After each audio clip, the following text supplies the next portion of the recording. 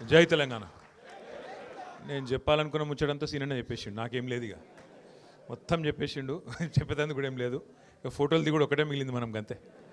పేరు పేరున ఈరోజు తాండూరు నియోజకవర్గం నుండి మరి ఈరోజు సోదరుడు యువ నాయకుడు ఉత్సాహవంతుడు మరి ఎంతో అందరితో కూడా ఆత్మీయంగా కలిసిపోయే తమ్ముడు మా యువ నాయకుడు పైలట్ రోహిత్ రెడ్డి గారి నాయకత్వంలో 67 మంది సర్పంచులు గెలిచి మరి ఈరోజు ఈ ప్రతికూల వాతావరణంలో కాంగ్రెస్ వాళ్ళు ఎంత దౌర్జన్యం చేసినా ఎంత హడావుడి చేసినా అన్నీ తట్టుకొని ఇక్కడికి రావడమే కాకుండా వచ్చిన వాళ్ళు కూడా ఏ గ్రామానికి సంబంధించిన వాళ్ళు ఆ గ్రామానికి మరి ఒక బోర్డు కూడా పెట్టుకొని బ్రహ్మాండంగా చాలా డిసిప్లిన్డ్గా కూర్చున్నందుకు ముందుగా సర్పంచ్లకు ఉప సర్పంచ్లకు వార్డు సభ్యులకు వారిని గెలిపించిన మా సోదరులకు సోదరిమణులందరికీ పేరు పేరున నమస్కారాలు శుభాకాంక్షలు తెలియజేస్తా ఉన్నాను. వేదిక పైన ఉన్న పెద్దలు గౌరవనీయులు మాజీ మంత్రివర్యులు గౌరవ ఎమ్మెల్యే పెద్దలు అన్న తలసాని శ్రీనివాస్ యాదవ్ గారు, గౌరవ మాజీ మంత్రివర్యులు కరీంనగర్ ఎమ్మెల్యే అన్న గంగుల కమలాకర్ గారు, మాజీ మంత్రివర్యులు పెద్దలు శ్రీనివాస్ గౌడ్ గారు, వికారాబాద్ జిల్లా పార్టీ అధ్యక్షులు మాజీ శాసనసభ్యులు సోదరులు మెతుకో ఆనంద్ గారు, మాజీ శాసన మండలి సభ్యులు అన్న కర్నె ప్రభాకర్ గారు, శ్రీశైల్ రెడ్డి గారు, అట్లాగే మరి ఈరోజు మండల ప్రెసిడెంట్లు మన తాండూర్ నియోజకవర్గానికి సంబంధించి బషీరాబాద్ మండల ప్రెసిడెంట్ గారు నర్సిరెడ్డి గారు, యాలాల్ మండల ప్రెసిడెంట్ గారు రవీందర్ రెడ్డి గారు, పెద్దేముల్ ఇప్పటిదాకా చాలా బాగా మాట్లాడిన సోదరుడు శ్రీనివాస్ గారు ఎడవాయన శ్రీనివాస్ గారు, తాండూర్ మండల పార్టీ అధ్యక్షుడు వీరేందర్ రెడ్డి గారు, కోట్పల్లి మండల పార్టీ అధ్యక్షులు మహేందర్ గారు, అట్లాగే వేదికపై ఆసీనులైన శకుంతల గారు, శివ గారు, రామ్లింగారెడ్డి గారు, రమేష్ గారు, ఉమాశంకర్ గారు, అశోక్ గౌతమ్ గారు, పేరు పేరున అందరికీ నమస్కారం, స్వాగతం. సర్పంచులు కొంతమంది భోజనం కూడా చేయలేదట, కాబట్టి ఎక్కువ టైం నేను తీసుకొని మీరు కొద్దిగా ఆలస్యంగా వచ్చినారు. రెండే విషయాలు నేను చెప్పేది. ఒకటి, మీకు మీ హక్కుల గురించి కూడా తెలవాలి. సర్పంచు అట్లాగే సర్పంచ్ కానీ ఉప సర్పంచ్ కానీ వార్డు సభ్యులు కానీ మీ హక్కులు మీ నిధులు మీ విధులు మీకే రాజ్యాంగం ప్రకారం సంపూర్ణంగా మీకే చెల్లుతాయి తప్ప ఇందులో ఏ ఎమ్మెల్యే కానీ ఏ రాష్ట్ర ప్రభుత్వం కానీ వాళ్ళ పాత్ర ఉండదు అనే మాట నేను మీకు గుర్తు చేస్తూ ఉన్నా. బాబాసాహెబ్ అంబేద్కర్ గారు రాసిన రాజ్యాంగం ప్రకారం మన భారతదేశంలో మనకు 5 అంచెల్లో ప్రభుత్వాలు ఉన్నాయి. పైన కేంద్ర ప్రభుత్వం ఉన్నది, ప్రధానమంత్రి గారు, మంత్రిమండలి, ఎంపీలు వాళ్ళంతా ఉంటారు. రాష్ట్రంలో రాష్ట్ర ప్రభుత్వం ఉన్నది, ఇంకొద్దిగా కిందికి జిల్లా పరిషత్తు జిల్లా ప్రభుత్వం ఉన్నది, దానికంటే కిందికి మండల పరిషత్తు, ఇంకోవైపు మున్సిపాలిటీ అవి ఉన్నాయి. ఇక గ్రామ స్థాయిలో ఎక్కడైతే పల్లెల్లో ప్రజలు ఉన్నారో మహాత్మా గాంధీ చెప్పినట్టు పల్లెలే పట్టుకొమ్మలు అనేది అయితే చెప్పినారో అక్కడ కొలువుదీరిన గ్రామ పంచాయతీలకు మీరు ఇవాళ కథానాయకులు కథానాయికలు. అయితే ఇక్కడ మీరు అర్థం చేసుకోవాల్సిన విషయం ఏంటి అంటే, ఇంతకుముందు శ్రీనివాస్ యాదవ్ గారు ఒక మంచి మాట చెప్పినారు. ఇవాళ ఇదేదో మీకు వచ్చే డబ్బులు అంటే మీకు ఇచ్చే నిధులు ఇవేదో రేవంత్ రెడ్డి జేబులకి వెళ్ళో లేకపోతే స్పీకర్ ప్రసాద్ గారో లేకపోతే మీ ఎమ్మెల్యే గారి ఇంటి వెనక పొలమమ్మో ఇస్తున్న పైసలు కావు, లేదా ఇక్కడ ఈ వేదిక మీద కూర్చున్న నాయకుల సొంత ఆస్తులు కావు, ఎవరి కూడా ఇవి సొంత పైసలు కావు. ఇవి ప్రజల సొమ్ములే, ప్రజలు పన్నుల రూపంలో కట్టిన పైసలనే మళ్ళీ తిరిగి మనం ప్రజల అవసరాలకు అనుగుణంగా మనం ఖర్చు పెట్టేందుకే మనందరం ప్రజల సొమ్ముకు ధర్మకర్తల్లాగా సర్పంచులుగా ఎమ్మెల్యేలుగా ఎంపీలుగా మనందరం ఉన్నాం. రాజ్యాంగంలో ఏం రాసినారు స్పష్టంగా అంటే, మీకు ఫైనాన్స్ కమిషన్ ద్వారా ఎక్కడ పల్లెల్లో ప్రజలు ఎంతమంది ఉన్నారు, పట్టణాల్లో ప్రజలు ఎంతమంది ఉన్నారు, దానికి అనుగుణంగా పల్లెల్లో ఎంతమంది ఉంటే దానికి అనుగుణంగా అన్ని డబ్బులు ఫైనాన్స్ కమిషన్ ద్వారా మీకు మంజూరైతాయి. అయితే ఫైనాన్స్ కమిషన్ ద్వారా వచ్చే పైసలు ఏవైతుంటాయో, ఉదాహరణకు రూపాయి వచ్చిందనుకోండి ఫైనాన్స్ కమిషన్ నుంచి, అందులో స్ట్రెయిట్గా గ్రామ పంచాయతీకి 85 పైసలు నేరుగా మీకు ఫైనాన్స్ కమిషన్ డబ్బులు మీకే వస్తాయి. ఒక 10 పైసలు మండల పరిషత్కు పోతాయి, 5 పైసలు మాత్రమే జిల్లా పరిషత్కు పోతాయి. కోర్స్ జిల్లా పరిషత్కు మండల పరిషత్కు వేరే నిధులు కూడా అలాగుంటాయి, గ్రామ పంచాయతీ కూడా ఇంకేమైనా ఇతర రెవెన్యూ ఉంటే ఉంటుంది ఫైనాన్స్ కమిషన్ కాకుండా. మన ప్రభుత్వం ఉన్నప్పుడు ఏం చేసేది మనం అంటే, కేసీఆర్ గారి ప్రభుత్వం ఉన్నప్పుడు పైకెళ్ళి రూపాయి వస్తే మనం కూడా ఒక రూపాయి తోడేసి మీకు పల్లె ప్రగతి అనే కార్యక్రమం కింద ప్రతి నెల ఉద్యోగులకు జీతం ఇచ్చినట్టు పల్లెలకు కూడా పల్లె ప్రగతి నిధులు మనం మంజూరు చేసేది. ఇందులో ఎవ్వరికి కూడా ఏలు పెట్టే అవకాశం లేదు, సీదా సర్పంచ్ గారి ఖాతాలో గ్రామ పంచాయతీ ఖాతాలో ఆ పైసలు వస్తాయి. నిన్న మొన్న నేను చూసిన ఒక కాంగ్రెస్ ఎమ్మెల్యే మాట్లాడుతున్నాడు, నేను బీఆర్ఎస్ ఎమ్మెల్యేలకు బీఆర్ఎస్ సర్పంచ్లకు ఇందిరమ్మ ఇండ్లు ఇయ్య అంటుండు.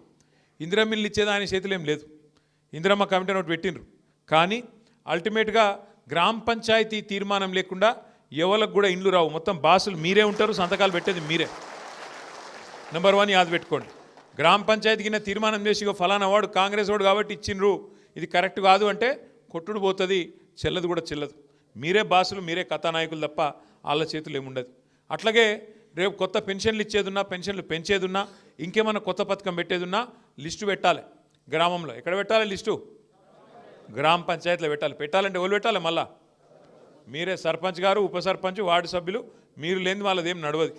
ఇన్ని రోజులంటే ఆటలు నడిచినాయి, మీరు లేకుండే సెక్రటరీలను అడ్డం పెట్టుకొని, అధికారులను అడ్డం పెట్టుకొని ఆట ఆడింది. ఇప్పుడు నడవే. ఇంకా ఇప్పుడు మన వాళ్ళు 67 మంది గెలిచారు కాబట్టి మీరు ఎక్కడోళ్ళు అక్కడ ప్రజల కోసం గట్టిగా మాట్లాడతారు కాబట్టి తాండూరులో రేపటి నుంచి కథ మారుతుంది. ఇక వాళ్ళు నాకు తెలిసి అయితే ఈ ఎలక్షన్ చూసినాక, ఇక్కడ రిజల్ట్ చూసినాక జెడ్పీటీసీ, ఎంపీటీసీ పెడతారని నేనైతే అనుకుంటలేను.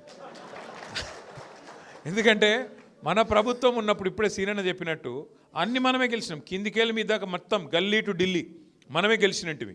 కానీ వీళ్ళ ప్రభుత్వం వచ్చినాక వీళ్ళకి నిజంగా ఎంత నిజాయితీ లేని మనుషులు అంటే, రేవంత్ రెడ్డి గారి ప్రెస్ మీట్ నేను కూడా చూసిన. మొదల 5 నిమిషాలు ఏం చెప్పిండు? 66% వచ్చినాయి, ఇవన్నీ కూడా మా ముఖం చూసి వేసిండ్రు, మా పరిపాలనకు ప్రజలు ఇచ్చిన కితాబు అని మొదల 5 నిమిషాలు చెప్పిండు. అటెన్గా ఎవరో విలేకరు అడిగిండు ఒక 5 నిమిషాల తర్వాత, సార్ మరి చక్కగా రాలేదు కదా ఏం సంగతి అంటే, అవన్నీ మాయి కావే, అవన్నీ కింద ఊళ్ళల్లో లోకల్ పరిస్థితులు బట్టి ఉంటాయి, మాకేముంటుంది అని మొత్తం మాట ప్లేట్ ఫిరాయించేసిండు ఒకటే ప్రెస్ మీట్లా. ముందు 5 నిమిషాలు ఒక తీరుగా, ఆఖరికి ఒక తీరుగా. అందుకే నేను ఎప్పుడు చెప్తుంటా, రేవంత్ రెడ్డి గారిలో 2 మనుషులు ఉంటారు, ఒకడు రాము, ఇంకోడు రెమో. అపరిచితుడు. అప్పుడే గ్లోబల్ సమిట్ అని డ్రామా చేస్తాడు, పెద్ద 5 లక్షల కోట్లు వచ్చినాయి, 6 లక్షల కోట్లు వచ్చినాయి అంటాడు. మళ్ళీ అప్పుడే మనది బిచ్చప్ బతుకు, మనకి ఆడ పైసలు ఉన్నాయి, ఢిల్లీకి పోతే చెప్పులు ఎత్తుకపోతారు అంటున్నారు అని ఇంకో దిక్కు అట్లా మాట్లాడుతాడు. ఎవలేందో నిజం అర్థం కాదు మనకు. కానీ ఒకటి మాత్రం వాస్తవం, ఇవాళ ఇందాక పెద్దలు చెప్పింది అక్షర సత్యం. ఇవాళ కాంగ్రెస్ ఎమ్మెల్యేలు చెప్తారు, మీరు నేను చెప్పుడు కాదు. ఆయన పాపం మహబూబ్నగర్ ఎమ్మెల్యే ఉన్నాడు, మీ పక్కకే ఉంటాడు ఆయన చెప్పిండు శ్రీనివాసరెడ్డి ఏమన్నాడు నిజాయితీగా, మా కాంగ్రెస్ గవర్నమెంట్లో మా ఎమ్మెల్యేలకి పైసలు దిక్కులేవు, పేరెంటాలకు పోతున్నాం తప్ప మాకేం పని లేదు, పాడలేదు, ఏం చేయాలి అని ఆయన చెప్తా ఉన్నాడు. ఇంకొక ఎమ్మెల్యే చెప్పి ఏం చేసిండు, ఆయన ఎల్లారెడ్డి నియోజకవర్గ ఎమ్మెల్యే, కాంగ్రెస్ ఎమ్మెల్యే, ఆయన ఇక రేవంత్ రెడ్డి పైసలు ఇస్తలేడని చెప్పి నిధులు అభివృద్ధి కోసం సీదా ప్రపంచ బ్యాంకుకు ఉత్తరం రాసేసిండు. ప్రపంచ బ్యాంకు నాకు 100 కోట్ల అప్పు ఇవా, మా ముఖ్యమంత్రి గారు ఇస్తలేడు అన్నాడు. కాబట్టి ఒకటి గుర్తుపెట్టుకోండి మీరు పక్కా, కాంగ్రెస్ ఎక్కడ ఉంటుందో ప్రోగ్రెస్ అక్కడ ఉండదు. కాంగ్రెస్ ఉన్నంతకాలం ప్రోగ్రెస్ మర్చిపోవుడే. ఇంకో 2 ఏళ్ళు మనకు కష్టాలు తప్పయి.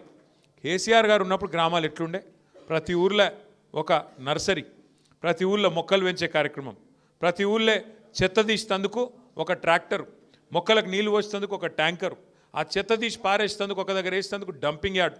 మనుషులు చచ్చిపోతే ఇదివరకు పొలాల కాడనో లేకపోతే వాక్ కాడనో చెరువు కాడనో దాన సంస్కారాలు చేసేది. కానీ కేసీఆర్ గారి ప్రభుత్వం వచ్చినాక వైకుంఠ ధామాలు ప్రతి ఊళ్ళో మనం కట్టుకున్నాం. అట్లే పిల్లలు ఆడుకునే తందుకు ప్రతి ఊళ్ళో క్రీడా ప్రాంగణాలు, పెద్ద మనుషులు వాకింగ్కి పోదలుచుకుంటే ప్రతి ఊళ్ళో పల్లె ప్రకృతి వనాలు. దేశంలో ఎక్కడ ఉన్నాయా ఇవన్నీ? ఎక్కడ భారతదేశంలోని 28 రాష్ట్రాల్లో ఏ రాష్ట్రంలో ఈ పరిస్థితి లేదు. ఇది మనది మనం ఇచ్చుకుంటున్న సర్టిఫికేట్ కాదు.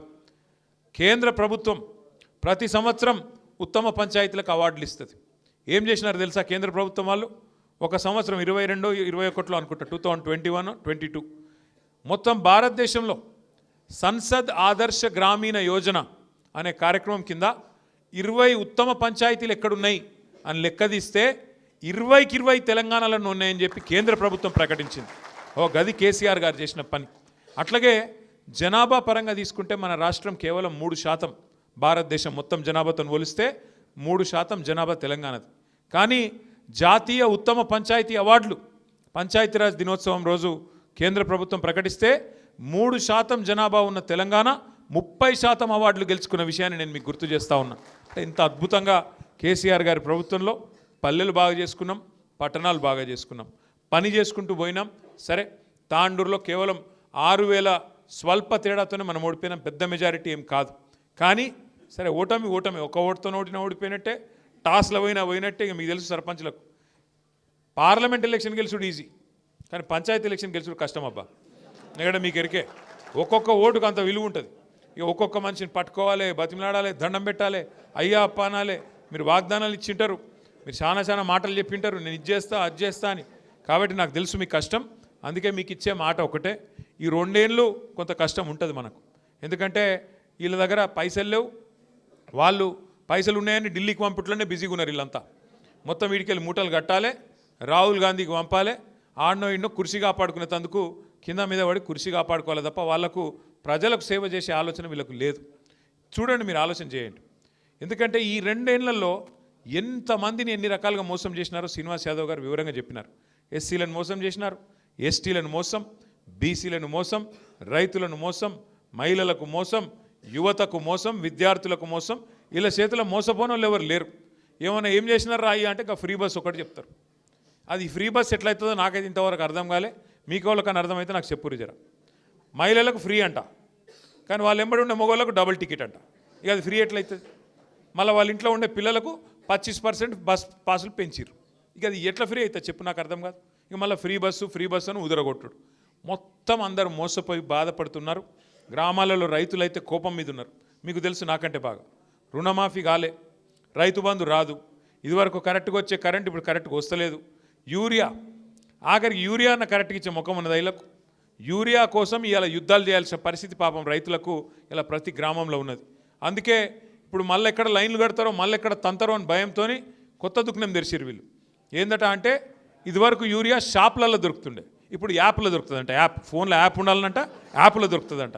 మరి షాప్లో యూరియా అయినోడు యాప్లో ఇస్తాడే? నాకు తెలియకడతా, ఆడు ఉంటేనే కదా ఇది ఇచ్చేది. ఇక గట్లున్నది ఇలా కథ. ఎందుకంటే లైన్లు కనబడద్దు, దాచిపెట్టాలి. ఎన్ని రోజులు దాస్తావు? 10 ఏళ్ళు మరి కేసీఆర్ ప్రభుత్వంలో ఎందుకు లైన్లు లేకుండే? ఎందుకంటే నడిపేటోనికి తెలివి ఉండాలా, నడిపేటోనికి రైతుల మీద గుండెల్లో ప్రేమ ఉండాలా. అది కేసీఆర్కు ఉండే, నీకు లేదు. ఇంకొక్క ముచ్చట చెప్పి నేను బంద్ చేస్తా. ఏమన్నా అడిగినావు అనుకో గట్టిగా, ఏమా ఎందుకు చేస్తలేరు? మరి 100 రోజుల్లో 6 గ్యారంటీలు అన్నారు కదా, ఏడవైనా స్వామి అంటే ఒకటే అబద్ధం చెప్పుడు నేర్చుకున్నారు. ఇక అప్పుల పాలైపోయింది రాష్ట్రం. అప్పులైపోయినాయి. అబద్ధం చెప్పినా అతికేటట్టు ఉండాలి. ఒక ఆయననేమో 6 లక్షల కోట్ల అప్పు అయింది అంటాడు, ఇంకొక ఆయన 7 లక్షల కోట్ల అప్పు అయింది అంటాడు, ఇంకొక ఆయన 8 లక్షల కోట్ల అప్పు అయింది అంటాడు. వాళ్ళకే శృతి లేదు. మరి కేంద్ర ప్రభుత్వం మొన్ననే ఒక ప్రకటన చేసింది పార్లమెంట్లో. ఒక బీజేపీ ఎంపీ గారు అడిగిండు తెలంగాణ ఆయన్ని, అసలు కేసీఆర్ గారు ప్రభుత్వం చేసిన అప్పు ఎంత అని అడిగిండు. అడిగితే కేంద్ర ప్రభుత్వం రిజర్వ్ బ్యాంక్ ఆఫ్ ఇండియా దగ్గర లెక్కలు తీసుకొని, కాగ్ లెక్కలు తెప్పించుకొని మొత్తం చాన్బీన్ చేసి పార్లమెంట్లో ప్రకటించింది. ఏమని ప్రకటించింది? 2014 జూన్ 2 నాడు కేసీఆర్ గారు ముఖ్యమంత్రి అయిన నాడు రాష్ట్రం నెత్తి మీద ఉన్న అప్పు 72,000 కోట్లు. కేసీఆర్ గారు డిసెంబర్ 3, 2023 నాడు రాష్ట్ర ప్రభుత్వం నుంచి జరిగిన నాడు ఉన్న అప్పు 3.5 లక్షల కోట్లు. అంటే 3.5 లక్షల కోట్లల్లో మనకు విరాసత్గా వచ్చిన 72,000 కోట్ల అప్పు తీసేస్తే 2,80,000 కోట్ల అప్పు మాత్రమే మన ప్రభుత్వం చేసింది. మరి ఏం చేసిండు కేసీఆర్ గారు అప్పు చేసి? ఏం చేసిండు అంటే మీ వికారాబాద్ను జిల్లా చేసిండు, వికారాబాద్లో ఒక మెడికల్ కాలేజ్ పెట్టిండు, వికారాబాద్లో ఒక నర్సింగ్ కాలేజ్ పెట్టిండు, మీ తాండూరులో ఉండే తాండాలను గ్రామ పంచాయతీలు చేసిండు, గ్రామ పంచాయతీ భవనాలు కట్టించిండు. కేసీఆర్ గారు 1022 గురుకుల పాఠశాలలు పెట్టిండు. కేసీఆర్ గారు 73,000 కోట్ల రూపాయలు రైతు బంధు రూపంలో 70 లక్షల మంది రైతుల ఖాతాల్లో టింగుమని నాట్లేసే కాలం వచ్చిందంటే మీ అకౌంట్లలో డబ్బులు వేసిండు. కేసీఆర్ గారు 200 రూపాయల పెన్షన్ను 2,000 రూపాయలు చేసిండు. 15 లక్షల మంది ఆడపిల్లల పెళ్లిళ్ళు 1,00,000 రూపాయలు ఇచ్చి కళ్యాణ లక్ష్మి కింద, షాదీ ముబారక్ కింద బ్రహ్మాండంగా ఆడపిల్లల పెళ్లిళ్ళు చేసిండు. 14 లక్షల మంది ఆడబిడ్డలు ప్రసూతి అయితే మగపిల్లగాడు పుడితే 12,000, ఆడపిల్ల పుడితే 13,000 రూపాయలు ఇచ్చి కేసీఆర్ కిట్ ఇచ్చి మేనమామ లెక్క వాళ్ళకి అండగా నిలబడ్డాడు. ఇట్లా చెప్పుకుంటా పోతే 1-2 కాదు, ఊర్లలో మొత్తం ఎల్ఈడి లైట్లు పెట్టించిండు కేసీఆర్ గారు. ఊర్లలో 16,000 నర్సరీలు పెట్టించిండు. ఇక చెప్పుకుంటూ పోతే చాలా కార్యక్రమాలు, పల్లె ప్రగతి, పట్టణ ప్రగతి, మీ రోహిత్ రెడ్డి గారి నాయకత్వంలో మీకైతే ప్రత్యేకంగా జీవోలు ఇచ్చిండు కేసీఆర్ గారు. 1-2 కాదు, 100 కోట్ల రూపాయలు. రోహిత్ ఇక్కడనే సార్తో దాదాపు ఒక 2-3 నెలలు ఉన్నాడు వరుసగా ప్రగతి భవన్లో ఉంటే, ఎన్ని డబ్బులు కావాలంటే తాండూరుకి అన్ని డబ్బులు అప్పుడు మంజూరైతే ఇప్పుడున్న ఎమ్మెల్యే గారు వాటికే మళ్ళీ ఇంతకుముందు సీనన్న చెప్పినట్టు ఇది అటు మార్చి అది ఇటు మార్చి ఆయన తెచ్చినా పోజులు కొడుతున్నాడు తప్ప నిజానికి ఆ నిధులన్నీ తెచ్చింది తప్పకుండా రోహిత్ రెడ్డి గారు, ఇచ్చింది కేసీఆర్ గారు. ఇది వాస్తవం. వీళ్ళు వచ్చినాక కొత్తగా ఇచ్చింది ఏముంది? ఏమీ లేదు. అందుకే దయచేసి మనం గ్రామాన వాస్తవాలు చెప్పుకోవాలి. అప్పు ఎంత అయింది, ఎందుకయింది? మరి ఇవాళ రేవంత్ రెడ్డి గారు వచ్చినాక 2 ఏళ్లలో 2.5 లక్షల కోట్ల అప్పు అయింది. ఏం చేసినావు మరి 2.5 లక్షల కోట్ల అప్పు చేసి? ఒక ఇటుక పెట్టినవా? ఒక కొత్త రోడ్ వేసినవా? ఒక కొత్త మోరీ కట్టినవా? ఏం చేసినావు నువ్వు? 2.5 లక్షల కోట్ల అప్పు. పెన్షన్లు పెంచినవా? ఏం చేసినావు? ఎక్కడ పోయినాయి పైసలు? సమాధానం చెప్పరు.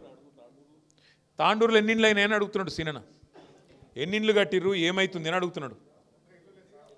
నేనేమంటున్నా అంటే దయచేసి ఒకటి యాద పెట్టుకోండి, ఒకటి మాత్రం పక్కా, ప్రజలకు అన్ని వాస్తవాలు అన్ని విషయాలు ఒక్కొక్కటిగా అర్థమవుతూ ఉన్నాయి. ఒక్కొక్క వర్గానికి ఇప్పుడిప్పుడే మొత్తం తేటతెల్లమవుతున్నది, అన్ని విషయాలు వివరంగా అర్థమవుతున్నాయి. ప్రజలు ఎదురు చూస్తున్నారు. ఇప్పుడు నిజానికి ఈ ఎలక్షన్లో కేసీఆర్ గారు కాలు బయట పెట్టలే, ఒక మాట కూడా టీవీలో కూడా చెప్పలే, కానీ మన సింబల్ కూడా లేదు, కారు గుర్తు కూడా లేదు. కానీ మనోళ్ళు ఎక్కడికక్కడ వీరోచితంగా అద్భుతంగా కొట్లాడి ఇవాళ మొత్తం రాష్ట్రంలో అద్భుతమైన రిజల్ట్ తీసుకొని వచ్చినారు. దానివల్ల ఇవాళ ప్రభుత్వమే వెనుకకు పారిపోయే పరిస్థితున్నది. జిల్లా పరిషత్ మండల పరిషత్ ఎలక్షన్లు పెట్టకుండా గుర్తు లేకుండానే గిట్లున్నది. ఇక గుర్తు వచ్చి మళ్ళీ కేసీఆర్ గుర్తుకొస్తే ఎట్లుంటుందో అని చెప్పి తప్పించుకొని పారిపోయే పరిస్థితి ఉన్నది. ఒకటి మాత్రం పక్కా, ఇంకొక 2 ఏళ్ళు మనకు కొద్దిగా పరీక్షా సమయం ఉంటుంది. 2 ఏళ్ళు వాడొకటి వీడొకటి కాంగ్రెస్ వాడు మనల్ని అవమానిస్తే అవసరమైతే ఒక నిమిషం తలకాయ కిందికేసుకోవాలి, 4 అడుగులు వెనుకకేయాలి. ఎందుకంటే ఎక్కడ నెగ్గాలనో తెలియాలి, ఎక్కడ తగ్గాలనో కూడా మనకు తెలియాలి. తెలిస్తేనే రేపటి రోజున 4 అడుగులు ముందుకేసేందుకు అవకాశం ఉంటుంది. కాబట్టి అధైర్య పడకండి. రేపు మళ్ళీ మున్సిపల్ ఎలక్షన్లు తొందరలో రాబోతూ ఉన్నాయి. తాండూరు పట్టణంలో మున్సిపల్ ఎలక్షన్ తొందరలో జనవరి ఫిబ్రవరిలో వస్తుందని చెప్పి వార్తలు వస్తున్నాయి. తప్పకుండా అందులో కూడా గ్రామాల్లో ఉన్న వాళ్ళు కూడా మీ చుట్టాలు ఉంటారు, పట్టణంలో మీ దోస్తులు ఉంటారు, మీ క్లాస్మేట్స్ ఉంటారు. మనం కూడా అవసరమైతే ప్రత్యేకంగా బాధ్యత పెట్టుకోవాలి. తాండూరులో ఉండే 38 వార్డులు ఎంత 36 వార్డులకు నేను రోహిత్ రెడ్డి గారిని కోరుతా ఉన్నా, ఆనంద్ గారిని కోరుతా ఉన్నా, ఇప్పటి నుంచే గ్రామాలకు సంబంధించిన బృందాలు అక్కడ ఇన్ఛార్జీలుగా వేసుకోండి. బెస్ట్ క్యాండిడేట్లు ఎవరో ఇప్పటి నుంచే దేవులాడుకోండి. రిజర్వేషన్లు ఎట్లుంటాయి ఏంది మీకు ఐడియా ఉంటుంది. దాని ప్రకారం మరి ఇప్పటి నుంచే లెక్కాపత్రం తయారు చేసుకొని ఎన్నికలకు సిద్ధం కావాలి. పల్లెల్లో వచ్చే ఎలక్షనే నాది, నేను సర్పంచ్ అయినా నా పని నాకు ఉంది అనుకుంటే కాదు, పార్టీని కాపాడుకోవాలి. అందరం బాగుంటేనే పార్టీ బాగుంటుంది. కాబట్టి మీకు అక్కడ ఉండే దోస్తులు, మీకుండే చుట్టాలు, క్లాస్మేట్స్, మీకుండే పరిచయాలు అవన్నీ కూడా పార్టీకి ఉపయోగపడే విధంగా మీరు ఇప్పటి నుంచే నిమగ్నం కావాలని కోరుతూ, ఇంతకుముందు శ్రీనివాస్ గారు కూడా కొన్ని మంచి మాటలు చెప్పినారు. తప్పకుండా అవన్నింటిని ఆచరణలో పెట్టే విధంగా ప్రయత్నం చేద్దామని చెప్పి కూడా మళ్ళొకసారి మీకు తెలియజేస్తూ, తాండూరు చాలా దూరం నుంచి ఇంతసేపు ఓపికగా వచ్చి మరి కొంతమంది భోజనం చేయకుండా కూడా కూర్చున్నందుకు ధన్యవాదాలు చెప్తూ, రోహిత్ రెడ్డి గారు పిలిచిన క్రమంలో వరుస క్రమంలో మీరు అందరూ ఎక్కడున్నో అక్కడ ఉండాలి. సర్పంచులు మొదలు వాళ్ళకు కొద్దిగా సన్మానం చేసుకొని ఫోటోలు దిగి ఆ తర్వాత మిగతా వాళ్ళతో కూడా అందరితో కలుద్దాం. జై తెలంగాణ.